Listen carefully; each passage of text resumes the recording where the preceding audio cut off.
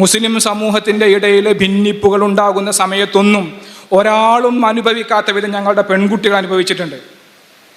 Kanthapuram AP വന്നു, നൂരിഷ വന്നു, ആലു വന്നു, ആര് വന്നു പോയി.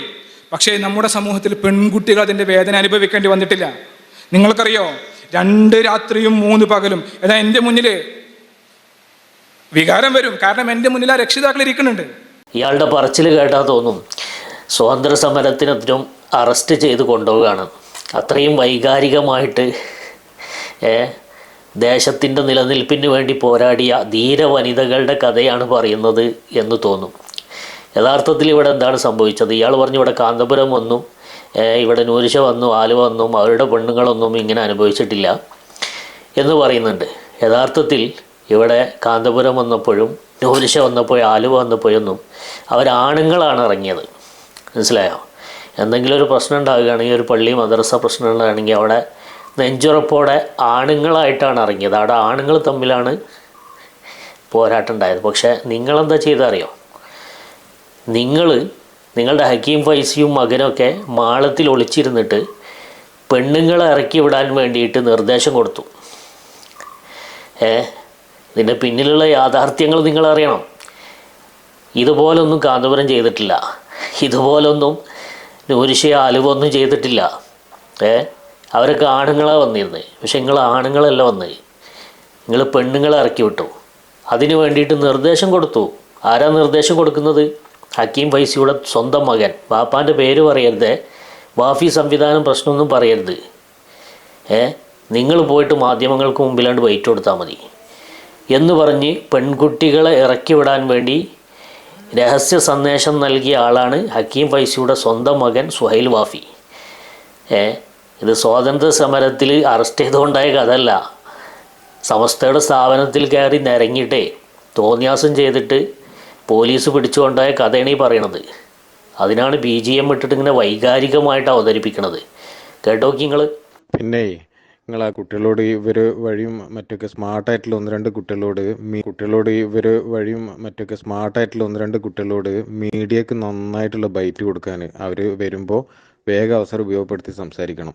അല്ലാതെ ഒറ്റടിക്ക് വാഫി പ്രശ്നം ഹക്കീം ഫൈസിന്നൊന്നും അതിൽ പറയേണ്ട ആവശ്യമില്ല. ഇത് പറയാ തന്നെ കൂടുതൽ അങ്ങോട്ട് ചർച്ചയാണെങ്കിൽ മാത്രമല്ലേ പറയേണ്ടതുള്ളൂ. അപ്പോൾ പറയും ചെയ്തോട്ടെ. അതൊന്ന് അവരോടൊക്കെ ഒന്ന് പ്രിപ്പയർ ആകാൻ പറയും. ഇങ്ങനെ പെൺകുട്ടികളെയും മറ്റും മീഡിയകൾക്ക് മുന്നിലും പോലീസിന് മുന്നിലൊക്കെ ഇറക്കി വിട്ടിട്ട് അതിന് രഹസ്യാഹ്വാനം ചെയ്തിട്ട് ഇങ്ങനൊന്നും വൈകാരികമായിട്ട് മുതലക്കണ്ണീരിറക്കല്ലേ വാഫി. നാണാകുലങ്ങൾക്ക്. പണ്ട് ആ കക്കാട് ഭാഗത്തൊരു അറമുട്ടിയാക്കുണ്ടേ, അറമുട്ടിയാക്കി നബീസത്താത്തി. ഇവർ തമ്മിൽ ഇടയ്ക്കിടയ്ക്ക് തിരക്കുണ്ടാവും. തിരക്കുണ്ടാകുമ്പോൾ ഒരു ദിവസം നബീസത്താത്ത അറമുട്ടിയാക്കാനെ പൊതിരെ തല്ലി. അറമുട്ടിയാക്കാക്ക് തിരിച്ചു കൊടുക്കാനൊക്കെ കഴിയും, പക്ഷേ അദ്ദേഹം ഉണ്ടാതെ നിന്നു, എല്ലാം കൊണ്ട് നിന്നു. അപ്പോൾ നാട്ടുകാർ പോലീസിനെ വിളിച്ചിട്ട് വന്നപ്പോൾ ആർക്കാണ് തല്ല് കിട്ടിയത്? ആരാണ് തല്ലിയത്? നബീസത്താത്തയാണ് തല്ലിയത്. നബീസത്താത്താനെ അറസ്റ്റ് ചെയ്ത് കൊണ്ടുപോവുക പോലീസ്. ആ സമയത്ത് നബീസത്താത്ത ഈ പോലീസ് ജീപ്പിന് മുന്നിലാണ് കിടന്നിട്ട് ഈ വാഫി പറഞ്ഞതുപോലെ BGM ഇട്ടിട്ടൊരു അലറല.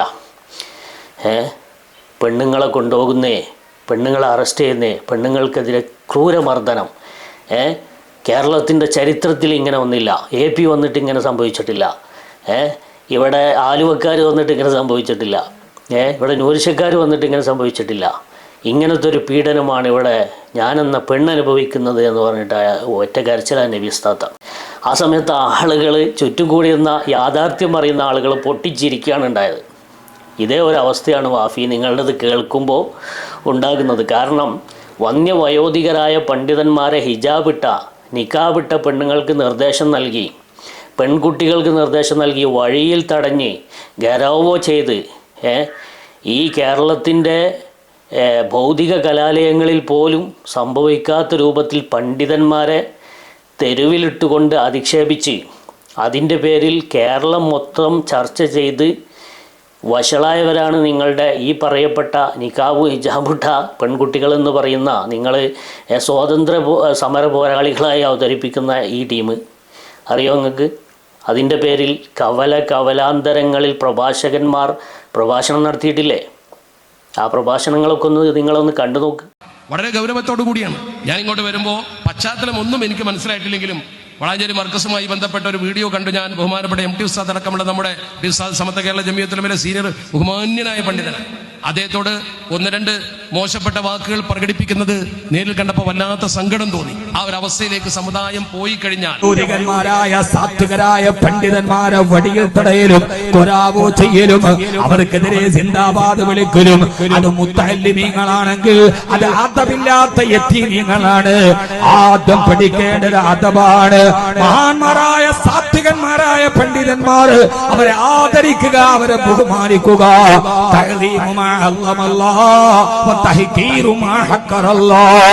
ഭൗതിക ക്യാമ്പസുകളെ പോലെ പ്രിൻസിപ്പലിന് മുറിയിൽ പൊട്ടിയിട്ടും കൊരാവോ ചെയ്തും ഈ വിജ്ഞാന ശാഖയെ മാറ്റാനാണെങ്കിൽ ഈ സമുദായത്തിന് നമ്മൾ കൊടുക്കുന്ന സന്ദേശമേടാ.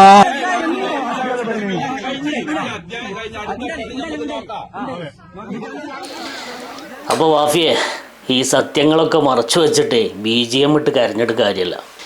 നിങ്ങളുടെ ഈ ശ്രീകാര ബുദ്ധി ജനങ്ങളൊക്കെ തിരിച്ചറിയുന്നുണ്ട്.